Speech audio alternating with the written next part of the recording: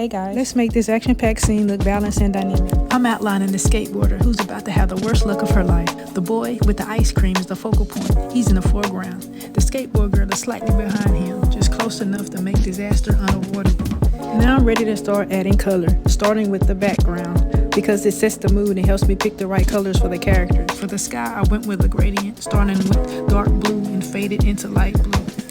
I'm using the same technique for the road, a light shade of gray closer to the horizon line and it fades to dark gray. As we move closer, I darken the colors a bit. This helps create that transition from background to foreground so the scene doesn't look flat. Now in the foreground, I'm actually lighting things up again. Why? Because I want the characters to stand out. Now the grass, same trick as the road. Light near the horizon, dark in the middle, then light again in the foreground. This helps create a natural sense of distance. And that's the full background. Now the scene is set, it's time to bring the characters to life. That's next. Be sure to like and subscribe. Now it's time to bring the boy to life. For his skin, I worked with tones I had, mixing different shades of brown and peach to get the color I wanted. I like to start with a light pencil shade first. It helps me map out the shadows and textures. Once that's in place, I slowly build up the layers of shadows with markers, blending as I go. Next is his hair.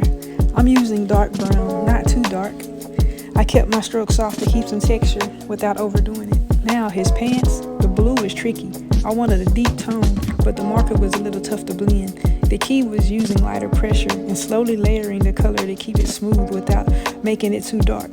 Ooh, my favorite part was the shirt. I wanted something bold to make him stand out, so I went with orange. It contrasts well against the background and gives the character a strong presence in the scene.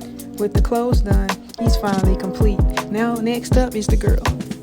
Alright, I'm almost there. I'm doing a pastel pink for the girl's hair, and instead of just filling it in flat, I'm layering different shades, lighter areas where the light hits, and deeper pinks for the shadows. This keeps it from looking one-dimensional, plus it adds some nice texture to her locks. Alright, so next up is her shirt, and this mint color is fire. Fresh. But I don't want to blend it too much with the sky, so I'm making sure to deepen the shadows and the folds. So I build that contrast by layering and blending, keeping the highlights super soft. Now her crimson red pants, I know that was a bold choice, right? But here's the challenge. Red is tricky to blend. If you go too heavy too fast, it gets muddy, so I'm easing into it. Finally, her skin.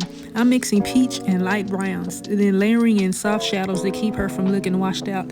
Shadows aren't just gray, they have warmth. And for the skateboard, honestly, after I finished coloring it, I kind of laughed because it kind of reminded me of Charlie Brown's shirt. Wasn't even planning it, so I changed the color on the other half, named her Charlie Pink.